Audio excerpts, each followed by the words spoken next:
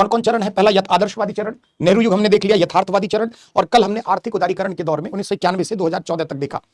आज हम लोग मोदी योग या आर्थिक उदारीकरण फेज 2 या बहुध्रुवीय विश्व व्यवस्था में भारत की विदेश नीति, मोदी डॉक्ट्रिन, तमाम नामों से जानते हैं। चलिए ठीक है, अब कमेंट बंद, अब बहुत हो गया कमेंट बंद। आर्थिक उदारीकरण के दौर में आपने देखा कि भारत ने विदेश नीति के अंतर्गत निजीकरण, उदारीकरण, वैश्वीकरण जनित परिस्थितियों का लाभ उठाने के लिए, आर्थिक क्षेत्र में भारत को आगे बढ़ाने के लिए, अधिक व्यापार वाणिज्य के विकास को प्राथमिकता देते हुए बहुत सारी नीतियों का अनुसरण किया। और उसमें आपने देखा कि लुक ईस्ट पॉलिसी से हमने शुरुआत की, look east policy, look west policy, इसके बाद पड़ोसियों के साथ बेहतर संबंध स्थापना के लिए गुजराल डॉक्ट्रिन। इसी समय कुछ और नीति आई, जैसे कनेक्ट सेंट्रल एशिया पॉलिसी भी 2012 में प्रारंभ होती है। संक्षेप में उसकी भी चर्चा कर लेते हैं, तो फिर हम लोग चतुर्थ चरण में आ जाएंगे मोदी युग में, है ना? आ रहे हैं? हाँ, गुजराल डॉक्ट्रिन पता है हमें, तो गुजराल डॉक्ट्रिन हम लोग तीसरा चरण देख रहे थे। उसमें एक कनेक्ट सेंट्रल एशिया पॉलिसी है, संक्षेप में उसकी चर्चा कर लेते हैं क्या है। ये कल वाला ही पार्ट का लास्ट में देख सकते हैं आप, कनेक्ट सेंट्रल एशिया पॉलिसी। 2012 से भारत की विदेश नीति में इस पर अधिक ध्यान दिया गया। सेंट्रल एशिया आप सभी समझते हैं कौन सा? अफगानिस्तान के ऊपर का पार्ट, रशिया से टूट के जो देश निकले उनमें से 5 देश, उज्बेकिस्तान, ताजिकिस्तान, किर्गिस्तान, ये सब जितने स्थान हैं, ये 5 जो हैं बेसिकली ये जो है सेंट्रल एशिया के देश कहलाते हैं, है ना? अब इनके साथ भारत अपने विदेश नीति के अंतर्गत संबंधों को बेहतर बनाने के लिए 2012 से प्रयास हुआ। क्यों भारत इनके साथ संबंध बेहतर बनाना चाहता है? 2-3 इसके आयाम है। पहला तो क्या है कि इन देशों में तेल और प्राकृतिक गैस का पर्याप्त भंडार है ना? बहुत अधिक जो है इनमें तेल और गैस का है। ये जितने स्थान है 5, है ना, चाहे कजाकिस्तान हो, किर्गिस्तान हो, उज्बेकिस्तान हो, तुर्कमेनिस्तान हो, ये सब जितने स्थान है 5, इनमें तेल और गैस के पर्याप्त भंडार है। रेयर अर्थ मटेरियल है, लिथियम बैटरी जिससे बन रही है, ये लिथियम के भंडार है। यानी ये जो देश हैं ये पहले रशिया के, सोवियत रूस के पार्ट हुआ करते थे, लेकिन सोवियत रूस के विघटन के बाद ये देश भारत को सेंट्रल एशिया में एक रशिया तक पहुंच बनाने के लिए, दूसरा चीन को इस क्षेत्र में प्रतिसंतुलित करने के लिए जरूरी है ना? कमेंट बंद शुरू हो गए फिर हसन। तो जो 5 देश हैं इनमें तेल और गैस का भंडार है, रेयर अर्थ मटेरियल है। दूसरा, इन देशों में चीन का प्रभाव अधिक है। ऐसी स्थिति में भारत को अगर केंद्रीय एशिया में चाइना को काउंटर बैलेंस करना है, तेल और गैस उनसे इंपोर्ट करना है, कनेक्टिविटी रशिया तक अगर कनेक्टिविटी बेटर करना है, तो ऐसी स्थिति में भारत ने अपनी विदेश नीति के अंतर्गत सेंट्रल एशिया के देशों के साथ संबंध सुधारने के लिए प्रयास किया। अब इनमें आप जितने भी स्थान है, चाहे किर्गिस्तान हो, ताजिकिस्तान हो, तुर्कमेनिस्तान हो, उज्बेकिस्तान हो, अगर आप इनकी स्थिति देखेंगे तो मान लो ये अफगानिस्तान है, इसके नीचे का पार्ट आप सभी जानते हैं ये जो है पाकिस्तान का है। इधर आप देखें तो ये चाइना का पार्ट है। ये जो देश है ये कौन है? ये सेंट्रल एशिया के देश हैं।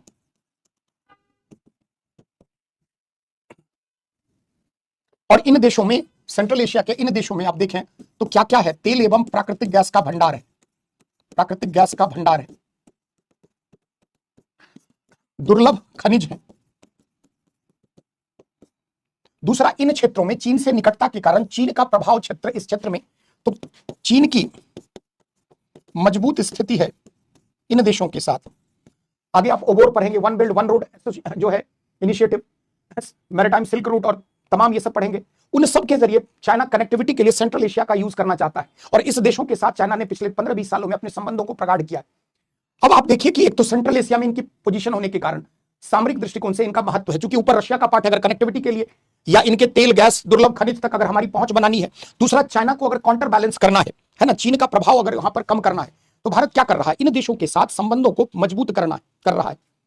तो तमाम इसमें है।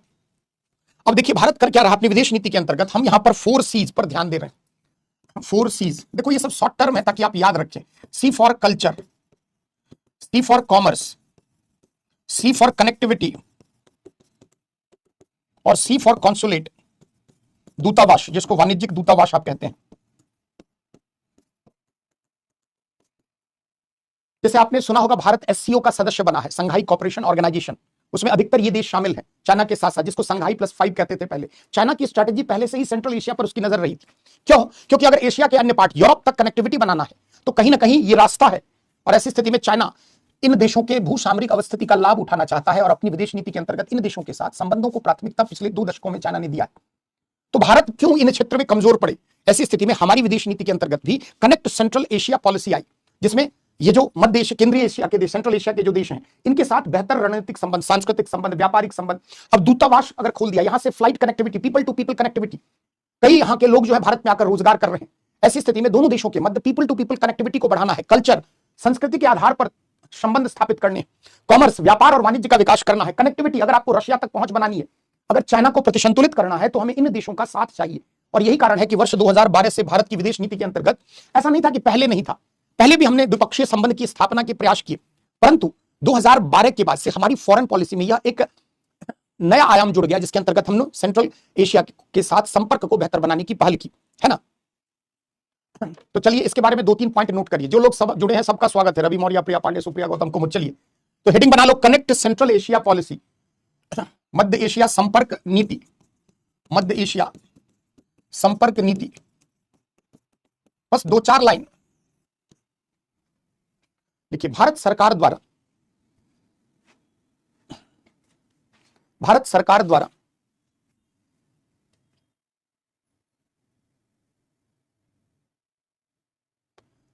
मध्य एशिया के 5 देशों कजाकिस्तान, किर्गिस्तान लिखा हुआ है, Kazakhstan, Kyrgyzstan, Tajikistan, Turkmenistan, Uzbekistan,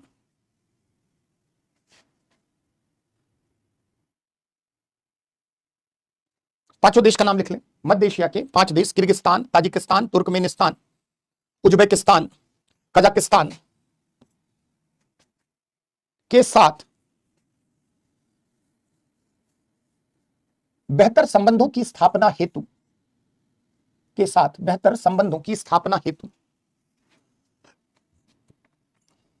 भारतीय विदेश नीति में 2012 से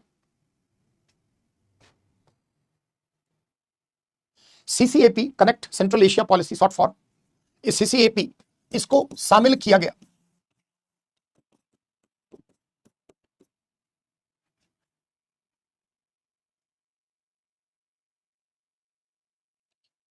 देखिए वास्तव में इन देशों के पास, लिखिए, तेल एवं प्राकृतिक गैस का बड़ा भंडार है। जैसे टैपी परियोजना का नाम सुने होंगे, तुर्कमेनिस्तान, अफगानिस्तान, पाकिस्तान, इंडिया, एक गैस पाइपलाइन,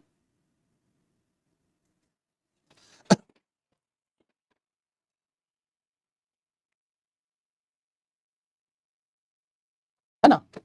वास्तव में इन देशों के पास तेल के एवं प्राकृतिक गैस का भंडार, दुर्लभ खनिज पदार्थ संसाधन, दुर्लभ खनिज संसाधन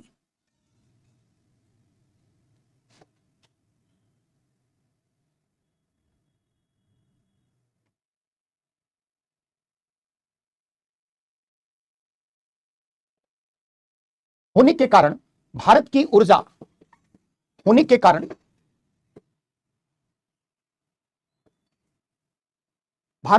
जरूरतों एवं आर्थिक विकास हेतु इनका विशेष महत्व है। भारत की ऊर्जा जरूरतों एवं आर्थिक विकास हेतु इसका विशेष महत्व है। इसके साथ साथ मध्य एशिया के इन देशों में विगत 2 दशकों में चीन का प्रभाव क्षेत्र, मध्य एशिया के इन देशों में चीन का प्रभाव क्षेत्र का विगत 2 दशकों में विस्तार देखा गया है।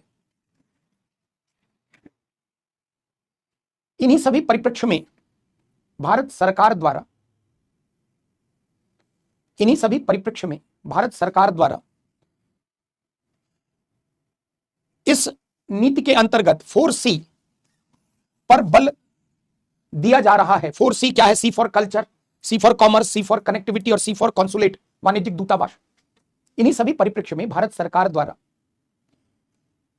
इन देशों के साथ 4C के आधार पर संबंधों को विस्तार दिया जा रहा है।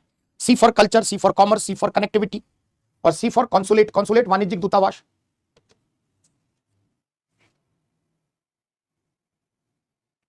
चलो जो लोग जुड़े सबका, शिवांगी, अजरा और महवेश, सबका स्वागत। चलिए तो ये अब हम लोग मोदी युग या आर्थिक उदारीकरण फेज 2 पर चर्चा कर लेते हैं, है ना। वर्तमान सरकार की विदेश नीति, कुछ भी आप लिख सकते हैं इसको, इस चरण को विदेश नीति का चतुर्थ चरण, है ना। आप इसको कुछ भी लिख सकते हैं, है ना। विदेश नीति का वर्तमान दौर, चरण,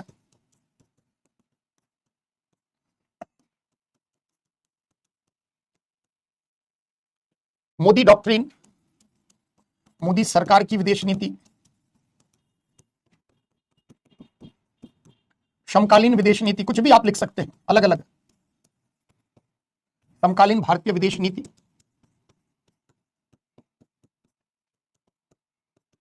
आर्थिक उदारीकरण फेज 2,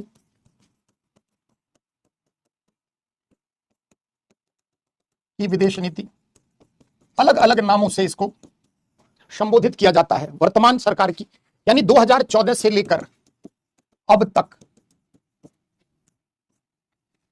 और ज्यादा हमें आईआर में वर्तमान में इस पर ही काम करना है ना। ठीक है, अब तक जो 3 चरण पढ़ा आपने उसका अलग महत्व है। विदेश नीति को समझने के क्रम में उनकी हर युग की हर चरण की अपनी अपनी उपयोगिता है। लेकिन जब हम वर्तमान द्विपक्षीय संबंध, बहुपक्षीय संबंध को लिखते हैं तो वर्तमान सरकार की विदेश नीति पर, यह सरकार अपने तीसरे कार्यकाल में 11 वर्ष लगभग कंप्लीट कर चुकी है, 12वें वर्ष में प्रवेश कर चुकी। तो जो मोदी सरकार की विदेश नीति है, वर्तमान सरकार की विदेश नीति, इसमें कुछ नए पहलू हैं, कुछ चीजें पुरानी ही होती है, उसमें थोड़े बहुत संशोधन करके उसको समय के अनुरूप अधिक रेलेवेंट बना दिया जाता है, प्रासंगिक बना दिया जाता है ना। हमने देखा कि विदेश नीति में बहुत सारे पक्ष जो हैं वो स्थायी होते हैं, जैसे मौलिक सिद्धांत वगैरह, लेकिन अंतर्राष्ट्रीय मंच पर जैसी परिस्थितियां बनती है, जैसे परिदृश्य अंतर्राष्ट्रीय मंच पर दिखाई पड़ते हैं, उसी के अनुरूप आप अपनी विदेश नीति में थोड़े बहुत परिवर्तन करते हैं। तो ऑब्वियसली अब जो है कैसा दौर है, अगर हम देखें तो बहुध्रुवीय विश्व व्यवस्था है, बहुपक्षीयता का दौर है, अब गुटनिरपेक्षता शीत युद्ध वाला दौर तो है नहीं। ऐसी स्थिति में भारत की विदेश नीति में मूलभूत बदलाव समय सापेक्ष होने लाजमी भी है। समय काल परिस्थितियां जो है उसके अनुरूप हर देश की विदेश नीति होती है। तो पहले हमने क्या देखा कि हमारी विदेश नीति में शुरुआत आदर्शवाद से था, फिर यथार्थवाद की तरफ हम बढ़े। अब वर्तमान के चरण को हम व्यवहारवाद या प्रैग्मेटिक या प्रैग्मेटिज्म से प्रेरित विदेश नीति कह सकते हैं। अगर मोटे तौर पर आप इसको सिद्धांतों के आधार पर आप देखें तो हमने पहले शुरुआत विदेश नीति में की आदर्शवाद से, आइडियलिज्म से, फिर हमने आगे चलकर हमने यथार्थवादी विदेश नीति को अपनाया, रियलिज्म। वर्तमान में 91 के बाद से हमारी विदेश नीति में, है ना, अगर आप देखें तो यथार्थवाद के स्थान पर व्यवहारवाद, इसको हम कहते हैं प्रैग्मेटिज्म या प्रैग्मेटिक, यथार्थवाद रियलिज्म, और शुरुआत का दौर क्या था, आइडियलिज्म। देखिए ये जो शिफ्ट हो रहा है विदेश नीति के सैद्धांतिक आयाम में, यह सैद्धांतिक आयाम में क्यों शिफ्ट हो रहा है, क्योंकि जो विश्व की राजनीति है वो करवट ले रही है, जो ग्लोबल लैंडस्केप है, जियोपॉलिटिक्स है, यह अब परिवर्तित हो रहा है। एक दौर था जब बाइपोलर वर्ल्ड ऑर्डर था, फिर एक दौर आया जब यूनिपोलैरिटी की तरफ दुनिया बढ़ी, फिर एक दौर आया जब दुनिया जो है मल्टीपोलैरिटी की तरफ बढ़ी है। तो ऑब्वियसली हर युग के अनुरूप हमें गियर शिफ्ट करना होगा। गाड़ी जब स्टार्ट करते हैं तो आप शुरुआत में बहुत धीमी स्पीड से चलते हैं, फिर थोड़ा स्पीड बढ़ाते हैं, फिर रोड अच्छा मिलता है तो आप गियर शिफ्ट करते हैं टॉप गियर में। यही होता है फॉरेन पॉलिसी में, समय काल परिस्थितियां, जैसा रोड वैसा गियर आप चेंज करते हैं। वही चीज विदेश नीति में कि अंतरराष्ट्रीय मंच पर जैसी जैसी घटना, जैसी जैसी परिस्थितियां, शक्ति संतुलन की राजनीति जैसे जैसे करवट लेती है, जियोपॉलिटिक्स का लैंडस्केप जैसे जैसे बदलता है, उसके अनुरूप हमें अपनी विदेश नीति में कुछ नवीन आयाम, नवीन पहलू जोड़ने पड़ते हैं। और जो भारतीय विदेश नीति को आप देखें तो वह आदर्शवाद से प्रारंभ हुई, फिर समय काल परिस्थितियों के अनुरूप हमने उसमें यथार्थवादिता को जोड़ा। अब जो दुनिया है अंतरराष्ट्रीय स्तर पर अगर आप देखें तो वर्तमान सरकार की विदेश नीति में थोड़ा प्रैग्मेटिज्म अधिक आपको दिखाई पड़ेगा, व्यवहारवाद, मतलब जैसा परिस्थिति है उसके अनुरूप आचरण करना है ना, जैसी परिस्थितियां है उसके अनुरूप आचरण करना है। जैसे आप थोड़ा और समझें कि शीत युद्ध के दौर में, अगर आप इसको अमेरिका, नॉर्थ अमेरिका समझें, महादेश समझाने के लिए फिगर बना रहा हूं, ये जो है अगर आप साउथ अमेरिका देखें, इधर आप देखें ये यूरोप का पार्ट है, इधर जो है अफ्रीका का पार्ट है, और फिर इधर जो है एशिया का पार्ट। आप समझे, समझाने के लिए बना रहा हूं, है ना, समझ जाना, मेरी ज्योग्राफी बहुत कमजोर है ना। अंतरराष्ट्रीय राजनीति जो है वह अटलांटिक के तटों से धीरे धीरे एशिया की तरफ शिफ्ट हो रही है। 19वीं और 20वीं शताब्दी में अंतरराष्ट्रीय राजनीति जो है वह इस अटलांटिक के तटों पर अधिक देखी गई। एक तरफ यूरोपीय देशों का प्रभुत्व था, दूसरी तरफ अमेरिका महाशक्ति के रूप में उभर रहा था। शीत युद्ध के दौर में देखें तो रशिया, सोवियत रूस और अमेरिका। अब धीरे धीरे विश्व राजनीति जो है इधर से उठकर किधर आ रही है, एशिया की तरफ, है ना। धीरे धीरे विश्व राजनीति का जो है समीकरण वो धीरे धीरे उठकर किधर आ रहा है, अफ्रीका की तरफ। तो जैसी जैसी परिस्थितियां बदल रही है उसके अनुरूप विदेश नीति में स्वाभाविक आयाम जुड़ी जाएंगे। पहले अंतरराष्ट्रीय राजनीति जो है वह अटलांटिक के तटों से केंद्रित होती थी, गाइडेड होती थी, डिसाइडेड होती थी। जहां यूरोप का प्रभुत्व था, यूरोप के प्रभुत्व को अमेरिका और रशिया के उदय ने चुनौती दी। और धीरे धीरे विश्व राजनीति जो है 20वीं शताब्दी के अंत तक या 21वीं शताब्दी में कहें तो वो एशिया की दूरी की तरफ शिफ्ट होती गई। जहां एशिया की सदी, शुरुआत में हम क्या कह रहे हैं, 21वीं सदी का जो शुरुआती दौर है वो एशिया की सदी है। अब 21वीं सदी के अर्धांश के बाद, यानी अगर हम देखें 2050 के बाद अफ्रीका की भी सदी होने वाली है। तो जैसे जैसे लैंडस्केप, जियोपॉलिटिक्स बदलता है उसी के अनुरूप आपको क्या करना होता है, अपनी फॉरेन पॉलिसी में सुधार करना होता है, नए आयाम जोड़ना होता है। तो जो वर्तमान सरकार की विदेश नीति है वह आदर्शवाद, यथार्थवाद की तुलना में अधिक व्यवहारवाद से प्रेरित है ना। क्योंकि अब जो दौर है दुनिया की, विश्व की राजनीति का, उसमें बहुध्रुवीय विश्व व्यवस्था है। अब यहां पर शक्ति संतुलन की भी राजनीति है, सामरिक विस्तार भी करना है, आर्थिक पक्षों को, संबंधों को बेहतर करना है, राजनीतिक संबंधों को भी आपको द्विपक्षीय, बहुपक्षीय, क्षेत्रीय संबंधों को आपको प्रगाढ़ करना है। क्योंकि अब जो वर्तमान विश्व व्यवस्था है वो पहले की तरह नहीं रही। जैसी जैसी विश्व व्यवस्था की परिस्थितियां बदली उसके अनुरूप वर्तमान मोदी सरकार जब अपने पहले कार्यकाल में आई तो उसने विदेश नीति को अधिक व्यावहारिक बनाने का कार्य किया, व्यवहारवाद से संचालित। हम जो है पूरी दुनिया की विश्व व्यवस्था किस ओर करवट ले रही है उसके अनुरूप व्यावहारिक नीतियां बनाए। किसी भी एक राष्ट्र के साथ संबंधों को आवश्यकता से अधिक उस पर विस्तार न दे, किसी अन्य राष्ट्रों की उपेक्षा न करें, अपने राष्ट्र हित के पूर्ति के लिए दुनिया के अधिकांश देशों, समुदायों के साथ बेहतर संबंध स्थापित करें, अपनी सुरक्षा चिंताओं के मद्देनजर रणनीतिक संबंध स्थापित करें, सामरिक संबंध स्थापित करें, इसके साथ साथ अपने पड़ोस के देशों के साथ भी बेहतर संबंध स्थापना करें। तो वर्तमान सरकार की जो विदेश नीति है कई मायनों में पूर्व की सरकार से थोड़ी बहुत अलग है। देखो, सरकारें बदलती है, हम कई बार कहते हैं क्या विदेश नीति बदल जाती है? विदेश नीति के मौलिक तत्व वही रहते हैं, थोड़ी बहुत मौलिकता में भी कुछ संदर्भ में चेंज हो सकती है। जब सरकार नहीं बनती है, किसी भी सरकार के गठन के पश्चात विदेश नीति में तत्कालीन परिस्थिति के अनुरूप कुछ नवीन आयाम जुड़ जाते हैं।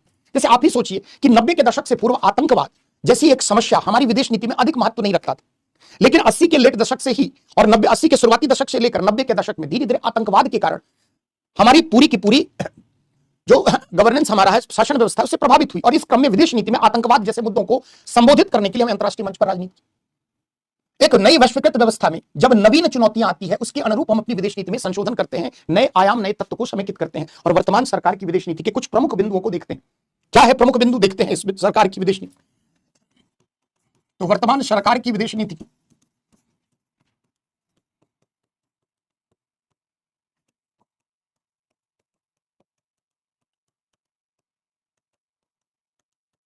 महत्वपूर्ण पक्ष, सिद्धांत, पहल, इनिशिएटिव। शुरुआत, पहले पड़ोस की नीति, पहले पड़ोस की नीति, neighbourhood first policy, act east policy, AEP, सब पे चर्चा होगी। एक्सटेंडेड नेबरहुड पॉलिसी, जिसको आप कहते हैं विस्तारित पड़ोस की नीति,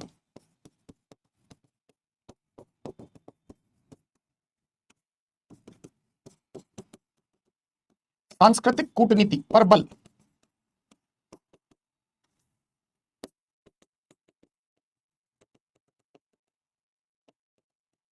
cultural diplomacy,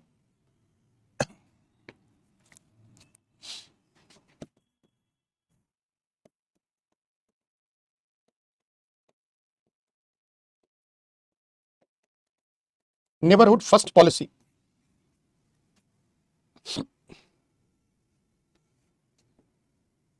extended neighbourhood policy, विस्तारित पड़ोस की नीति, एक्ट ईस्ट को एक्ट ईस्ट लिखो, इसकी हिंदी क्या लिखना? सांस्कृतिक कूटनीति, कल्चरल डिप्लोमेसी,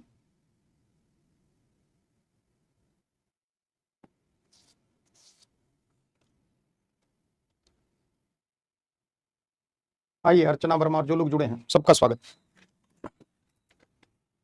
अभिषेक राजपूत, चलिए सबका स्वागत। थोड़ा पहले जुड़ लिया करो, चीजें छूट जाती हैं।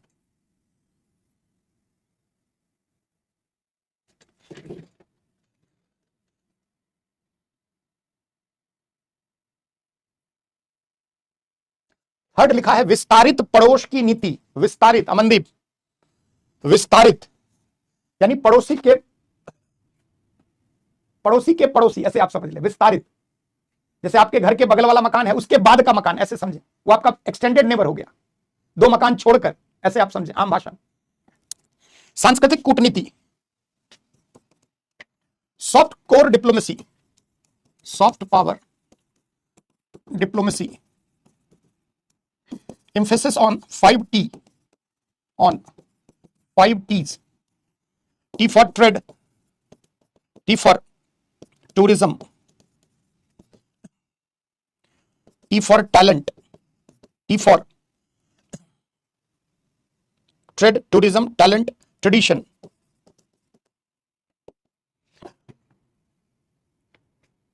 और T for technology। लिखा क्या है? मृदु शक्ति कूटनीति, इंफेसिस ऑन 5 T's, 5 T पर बल। पहला T फॉर ट्रेड है व्यापार, टी फॉर टूरिज्म पर्यटन, टी फॉर टैलेंट प्रतिभा क्षमता, ट्रेडिशन परंपरा, टेक्नोलॉजी तकनीक प्रौद्योगिकी। साइड हो गया Rajalakshmi.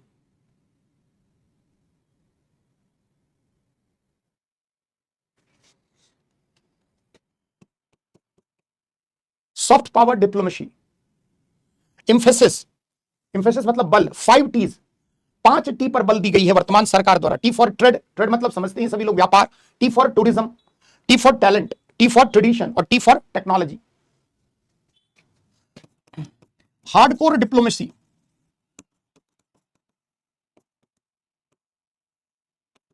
Hot pursuit,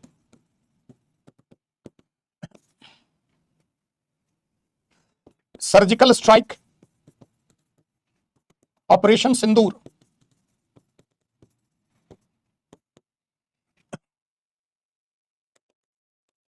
import of crude oil from Russia, RCEP से बाहर, हार्डकोर का कठोर कूटनीति, हॉट परस्यूट को हॉट वैसे ही लिखो, हॉट परस्यूट ही लिखो, इसका हिंदी समझाऊंगा क्या है। सर्जिकल स्ट्राइक को भी ऐसे ही लिखो। ऑपरेशन सिंदूर आप सबको पता ही है, सबसे प्रधानमंत्री की रगों में खून नहीं सिंदूर दौड़ रहा। रूस से तमाम प्रतिबंधों को दरकिनार कर, तमाम प्रतिबंधों को दरकिनार कर तेल खरीदना, आरसीपी से बाहर। क्या है आरसीपी, लिख लो, अभी समझाता हूं। ये सब कुछ हार्डकोर डिप्लोमेसी की बात है। टैलेंट, ट्रेडिशन, ट्रेडिशन परंपरा, टेक्नोलॉजी हरमीत तकनीक, टैलेंट, ये सब क्या है, हार्डकोर डिप्लोमेसी है। चाइना के अगेंस्ट हमारी सेना कन्फ्रंटेशन में आमने सामने खड़ी रही।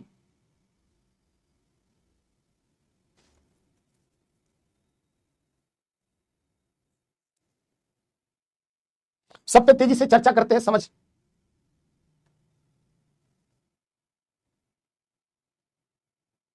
पढ़ देता हूं, इसको छोड़ दो, इधर लिखो हॉट परस्यूट, सर्जिकल स्ट्राइक। कई बार हिंदी में ना वो भाव मजा नहीं आता है, इसलिए इंग्लिश लिख देते हैं, है ना। Import of crude oil from Russia, Harishchandra. RCP से बाहर होना, एग्जिट, एग्जिट फ्रॉम आरसीपी। प्रधानमंत्री ने बड़ा कठोर फैसला तुरंत एक झटके में लिया। Surgical strike, hot pursuit, operation Sindoor, import of crude oil from Russia, RCP से बाहर। लिख लिया सभी लोग? इतना धीरे मत लिखो बच्चों।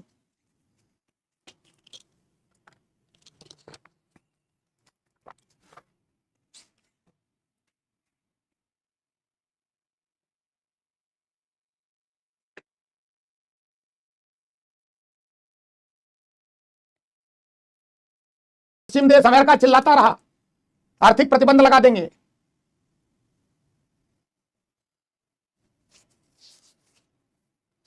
अब दीपाली वो तो क्या करे, वो तो बदल नहीं सकती। बहुत 1 साल 1.5 साल से द्विपक्षीय, क्षेत्रीय एवं बहुपक्षीयता पर बल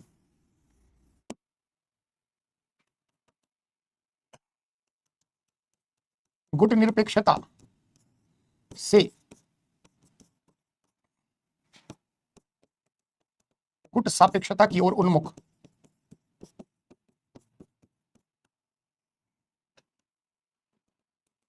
D हाइफेनेशन policy,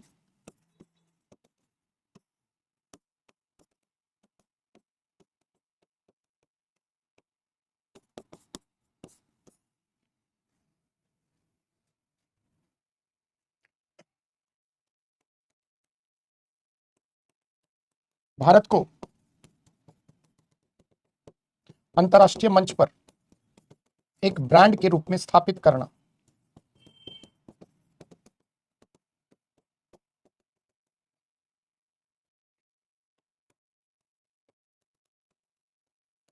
make in India self reliant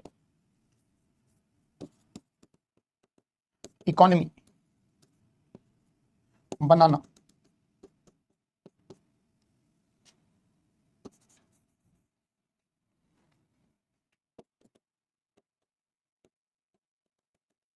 self reliant मतलब होता है आत्मनिर्भर।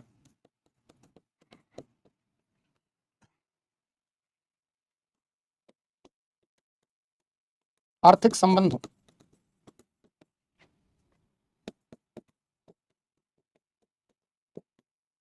पर विशेष बल सामरिक समझौतों द्वारा भारत की सुरक्षा पर बल। गुट निरपेक्षता से गुट सापेक्षता की ओर उन्मुख। डीहाइफिनेशन लिखो, अभी समझाएंगे। डीहाइफिनेशन लिख लो। Make in India self reliant economy, आत्मनिर्भर अर्थव्यवस्था बनाना, भारत को निर्यात हब के रूप में स्थापित करना, भारत को अंतरराष्ट्रीय मंच पर एक ब्रांड के रूप में स्थापित करना। गौरी, भारत को अंतरराष्ट्रीय मंच पर एक ब्रांड के रूप में, India as a global brand. ये सब ब्रॉडर विजन है प्रधानमंत्री का। सबसे ज्यादा हमने काम विदेश नीति पर, इस सरकार ने सुरक्षा और विदेश नीति पर अधिक काम किया है। द्विपक्षीय, क्षेत्रीय एवं बहुपक्षीयता पर बल। गुट निरपेक्षता से गुट सापेक्षता की ओर। सेल्फ रिलायंट छोड़ दो लिखना, आत्मनिर्भर अर्थव्यवस्था लिख लो, आत्मनिर्भर अर्थव्यवस्था बनाना। मेक इन इंडिया जैसे कार्यक्रम के जरिए भारत में निवेश को बढ़ाना, भारत में को निर्यात हब के रूप में, विनिर्माण की एक हब के रूप में ढालना। सेल्फ रिलायंट इकोनॉमी, दूसरे पर निर्भरता को कम करना, भारत को अंतरराष्ट्रीय मंच पर एक ब्रांड के रूप में स्थापित करना। आर्थिक संबंधों पर विशेष बल, सामरिक समझौतों द्वारा भारत की सुरक्षा पर ध्यान बल। सामरिक समझौते बहुत सारे, क्वाड सुना होगा नाम, Bharat America, Bharat Israel, Bharat Russia, Bharat France, सामरिक समझौता। चलिए देखो, कुछ चीजें जो मुख्य बल देना उस पर हम लोग ज्यादा चर्चा करेंगे और सब एक एक दो लाइन समझते निकल जाएंगे। चलिए शुरुआत करते हैं। पहले पड़ोस की नीति क्या है? Neighbourhood first policy. पहले भी थी, याद करिए, गुजराल डॉक्ट्रिन। पहले भी पड़ोस के साथ संबंध को बेहतर बनाने के प्रयास किए गए थे। वर्तमान सरकार, मोदी सरकार, अपने पहले कार्यकाल में नेबर्स फर्स्ट पॉलिसी लेकर आती है, जो कि पहले हमारी पॉलिसी थी उसी का एक्सटेंशन है, जिसके अंतर्गत हम अपने जो दक्षिण एशिया के पड़ोसी देश हैं उनके साथ संबंधों को नॉर्मलाइज करेंगे, बेहतर बनाएंगे। आपने देखा होगा कि भारत के प्रधानमंत्री अपने पहले कार्यकाल में शपथ ग्रहण समारोह में उन्होंने क्या किया? सार्क के प्रमुख राष्ट्राध्यक्षों को आमंत्रित किया। भारतीय प्रधानमंत्री द्वारा भूटान की यात्रा, पहली आधिकारिक यात्रा के रूप में भूटान जैसे छोटे देश, कोई देश अंतरराष्ट्रीय राजनीति में छोटा या बड़ा नहीं होता, फिर भी भूटान जैसे देश की भारतीय प्रधानमंत्री ने 2-3 बार विजिट कर ली। नेपाल 2-3 बार चले गए। भारतीय प्रधानमंत्री श्रीलंका हो आए, बिना बुलाए पाकिस्तान में नवाज शरीफ के घर चले गए। तो ये जो है पहले पड़ोस की नीति का ही एक उदाहरण है कि वर्तमान सरकार अपने पहले कार्यकाल में 2014 में मुख्य रूप से पहले पड़ोस की नीति लेकर आती है, जिसके अंतर्गत अपने निकटवर्ती पड़ोसी देशों के साथ संबंधों को बेहतर बनाने के प्रयास किए गए। और उस क्रम में हमने किनके साथ, चाहे पाकिस्तान भी हो, उनके साथ भी संबंध को नॉर्मलाइज करने के प्रयास किए। नेपाल के साथ, भूटान से तो हमारे सदैव अच्छे संबंध रहे, बांग्लादेश, श्रीलंका, म्यांमार, तमाम। तो ये भारत सरकार की प्राथमिकता रही है। तो पहले पड़ोस क्या है समझ गए आप, कि जो हमारे पड़ोसी देश हैं उनके साथ संबंधों को बेहतर बनाना। एक्ट ईस्ट पॉलिसी, इसको थोड़ा समझते हैं। एक्ट ईस्ट पॉलिसी क्या है? आपने लुक ईस्ट पॉलिसी देखा, एलईपी का ही विस्तार, एक्सटेंशन एईपी है। एक्ट ईस्ट पॉलिसी 2014 से भारत सरकार द्वारा। पहले लुक ईस्ट पॉलिसी में आपने किस पर बल दिया था? आसियान देशों के साथ संबंधों को बेहतर बनाने। कैसे संबंध? Culture, commerce, connectivity, capacity buildup, है ना। शायद जन्मदिन नहीं था उनके, शायद पोते या बेटे किसी की शादी थी, चलिए जो भी था उतना क्या। तो एलईपी क्या थी? पहले आई, है ना, 1992 क्या 91-92 में एलईपी आई, लुक ईस्ट पॉलिसी आसियान की तरफ देखो की नीति का पार्ट था। वर्तमान सरकार ने एक्ट ईस्ट पॉलिसी के जरिए न सिर्फ आसियान देश बल्कि पूरे एशियाई प्रशांत देशों के साथ, है ना, इसमें हमने एशिया पैसिफिक क्षेत्र में स्थित विभिन्न देशों के साथ, वही 4 C's यहां भी है, कल्चर, कॉमर्स, कनेक्टिविटी और सी कैपेसिटी बिल्डअप, क्षमता निर्माण। अब देखो ये जो एईपी है इसमें कुछ और अच्छी बातें कही गई, जैसे आसियान का प्रवेश द्वार कौन है जी? पूर्वोत्तर के राज्य, है ना, पूर्वोत्तर के राज्य। आप उधर मिजोरम के रास्ते से, त्रिपुरा से, या मैरीटाइम अगर हम समुद्र की सीमा कहें तो पश्चिम बंगाल के बाद, तो जो पूर्वोत्तर का प्रवेश द्वार कौन है? आसियान का गेट कौन माना जाता है? म्यांमार। म्यांमार से ही आसियान स्टार्ट होता है 10 देशों का। तो भारत ने पूर्वोत्तर के राज्य को भी इस नीति के अंतर्गत पूर्वोत्तर के राज्यों के विकास को भी प्राथमिकता दी, क्योंकि अगर कनेक्टिविटी आपको बेटर करना है, जैसे आप देखिए भारत म्यांमार थाईलैंड रोड त्रिपक्षीय रोड हाईवे बन रहा है, लगभग 60-70% काम भी पूरा हो चुका है। साल 2 साल बाद हो सकता है आप अपनी गाड़ी से जो है थाईलैंड घूमने चले जाएंगे। ये कनेक्टिविटी का आसियान देशों तक संपर्क, मेकॉन्ग गंगा परियोजना है ना। तो ये एईपी के जरिए हम कर क्या रहे हैं, सिर्फ आसियान देश ही नहीं, पहले की नीति में एईपी में सिर्फ आसियान देशों के साथ संबंधों को बेहतर करना। वर्तमान नीति के अंतर्गत एक्ट ईस्ट पॉलिसी के अंतर्गत एशियाई प्रशांत स्थित जितने भी देश हैं, अब इसमें जो उत्तरी एशिया के देश है, जैसे जापान की बात करें, साउथ कोरिया की बात करें, पैसिफिक में अगर आप देखें ऑस्ट्रेलिया, न्यूजीलैंड, उसके आसपास के द्वीप समूह है, सबके साथ ये इसका एक्सटेंशन है, इसका परिमार्जित संस्करण है ना, जिसमें हम culture, commerce, connectivity, capacity buildup पर काम कर रहे हैं। इसमें पूर्वोत्तर के राज्यों के अवसंरचनात्मक विकास को भी प्राथमिकता दी गई है। अवसंरचनात्मक विकास को प्राथमिकता दी गई है। जैसे आप देखो कि पूर्वोत्तर के राज्यों से रेल कनेक्टिविटी आजादी के 7 दशक बाद अब जो है पूर्वोत्तर के राज्यों में अब रेल जा रहा है। अभी आपने जस्ट देखा होगा कि कई रेल परियोजनाएं विगत वर्ष में, पहले असम गुवाहाटी के आगे न तो एयरपोर्ट फैसिलिटी थी, न तो रेलवे कनेक्टिविटी थी। जब पूर्वोत्तर घूमना होता था तो असम गुवाहाटी एयरपोर्ट उतरकर हम लोग घूमने उधर जाते थे। अब क्या है, रेल रोड कनेक्टिविटी बढ़ी है। तो जो आसियान के देश है या एशिया पैसिफिक देश की तरफ अगर संबंध को मधुर बनाना है, कनेक्टिविटी उसके लिए बहुत जरूरी है। और कनेक्टिविटी में हमें पूर्वोत्तर के राज्यों का इंफ्रास्ट्रक्चरल डेवलपमेंट करना हो, रेल रोड कनेक्टिविटी बढ़ानी होगी। तो ये जो है एक्ट ईस्ट पॉलिसी वर्तमान सरकार की, यह विदेश नीति का एक महत्वपूर्ण पहलू है जिसके अंतर्गत हम ये काम कर रहे हैं। और पहले की तुलना, पहले में बहुत सारी आदर्शात्मक बातें थी, पहले जो एलईपी थी उसमें सांस्कृतिक संबंध पर ज्यादा इंफोसिस था। वर्तमान की जो एक्ट ईस्ट पॉलिसी है इसमें कनेक्टिविटी और कॉमर्स पर ज्यादा बल है। अब इससे हमारे क्षेत्रीय समीकरण जो है इन देशों के साथ, इन राष्ट्रों के साथ हमारे क्षेत्रीय समीकरण बेहतर होंगे। कई देशों के साथ भारत सामरिक समझौता भी कर रहा है, जैसे आपने सुना होगा वियतनाम के साथ दक्षिण चीन सागर में विवाद है, चाइना अपनी बढ़त ले चुका है। ऐसी स्थिति में दक्षिण चीन सागर में विवाद की स्थिति में चाइना जो है वह दुनिया के अन्य राष्ट्रों के लिए चुनौतियां उत्पन्न कर सकता है। ऐसी स्थिति में भारत की विदेश नीति का एक यह भी दूरदर्शितापूर्ण निर्णय है कि एशिया प्रशांत देशों के साथ बेहतर संबंध स्थापित करें, चाहे द्विपक्षीय संबंध हो, चाहे सामरिक संबंध हो, चाहे आर्थिक संबंध हो। आसियान के देशों में एशिया पैसिफिक क्षेत्र में चीन के प्रभाव क्षेत्र को प्रतिसंतुलित करना है, काउंटर बैलेंस करना है।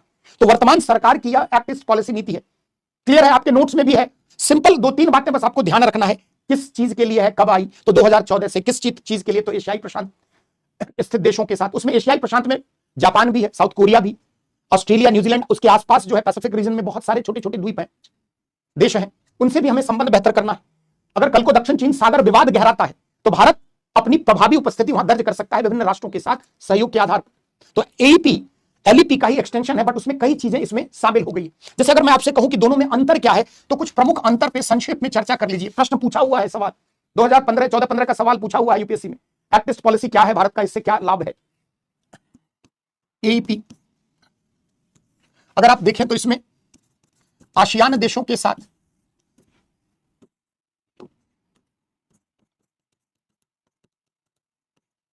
संबंध पर बल, बहुपक्षीय संबंध पर बल। यहां पर सिर्फ आसियान नहीं, एशिया पैसिफिक क्षेत्र, एशियाई प्रशांत लिख लेना, क्षेत्र स्थित विभिन्न देशों के साथ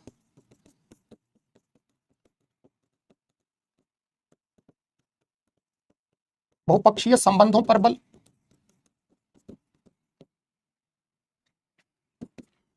1992 में प्रारंभ, 2014 से प्रारंभ। इसमें पूर्वोत्तर के राज्यों के अवसंरचनात्मक विकास पर बल, पूर्वोत्तर के राज्यों के विकास हेतु कोई विशेष प्रावधान नहीं।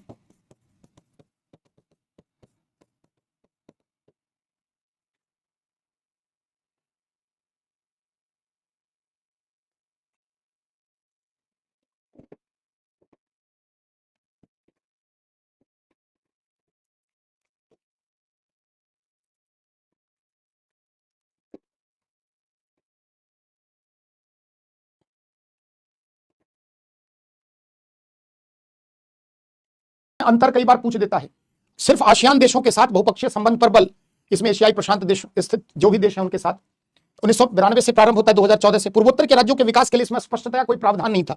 इसमें शामिल किया गया पूर्वोत्तर के राज्य को, क्योंकि आसियान का प्रवेश द्वार ही ये है ना। म्यांमार को हम कहते हैं गेटवे ऑफ आसियान, और म्यांमार से जो हमारी सीमा लगती है। अगर हम और कहें एलईपी के अंतर्गत, उस समय आसियान के देशों में चीन का उतना प्रभुत्व नहीं था, चीन भी उस समय डेवलप ही हो रहा था। आसियान के देशों के साथ सांस्कृतिक व आर्थिक संबंध पर अधिक बल, कहा गया 4 बातें लेकिन ज्यादा, अधिक बल। एपी एशिया पैसिफिक स्थित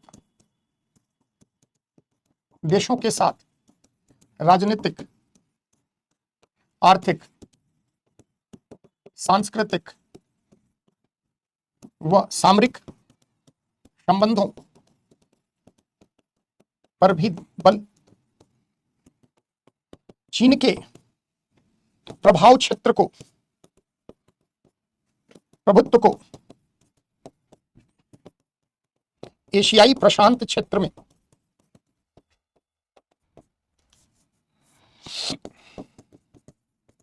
प्रतिसंतुलित करना,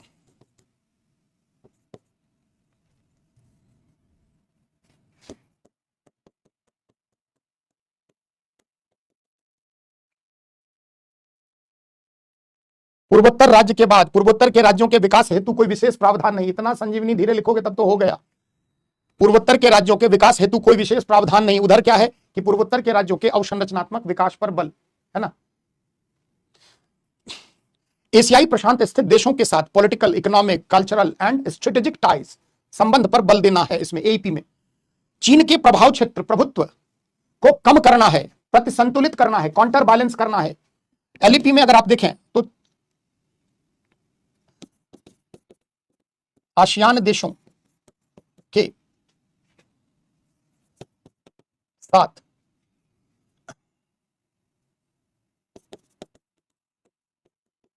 व्यापारिक संबंधों पर ही बल।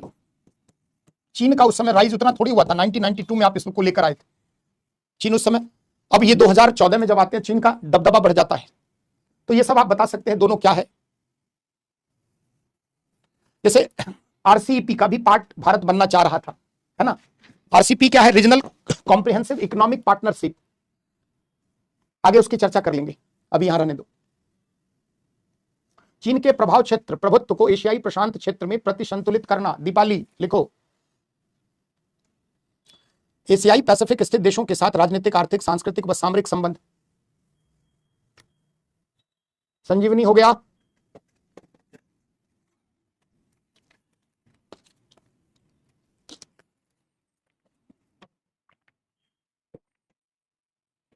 चलिए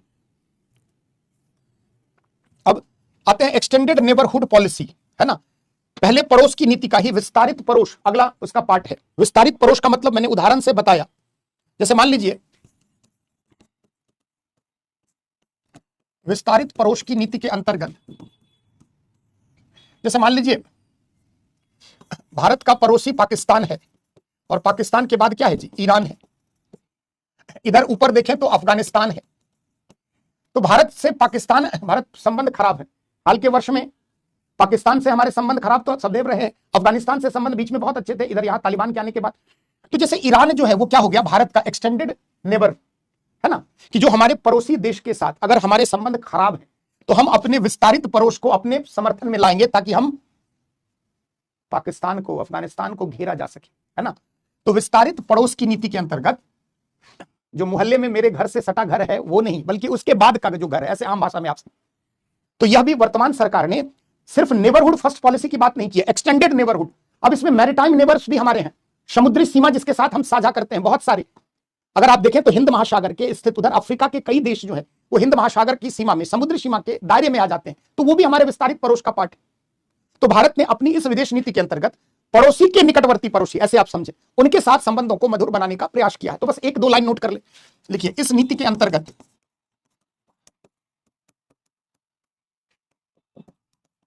पड़ोसी राष्ट्रों के निकटवर्ती अर्थात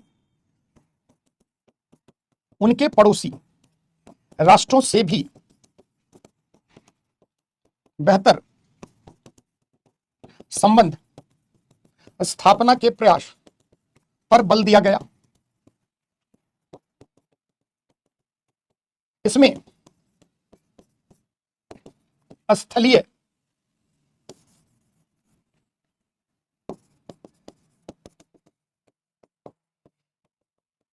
सीमा तथा समुद्री सीमा साझा करने वाले देश शामिल हैं। क्यों बनाओगे? समझाने के लिए। ये तो मैंने आपको समझाने के लिए बताया कि जो ईरान हमारा क्या हो गया, विस्तारित पड़ोसी। जैसे सेंट्रल एशिया के देश हमारे कौन हो गए? विस्तारित पड़ोसी हो गए, एक्सटेंडेड, है ना, क्योंकि अफगानिस्तान से हमारी सीमा लगती है और अफगानिस्तान के ऊपर वो 5 है, वो कौन है? हो गए हमारे एक्सटेंडेड। पढ़ देता हूं। इस नीति के अंतर्गत पड़ोसी राष्ट्रों के निकटवर्ती अर्थात उनके पड़ोसी राष्ट्रों से भी बेहतर संबंध स्थापना के प्रयास पर बल दिया गया है। इसमें दोनों ही स्थलीय सीमा तथा समुद्री सीमा साझा करने वाले देश सम्मिलित हैं।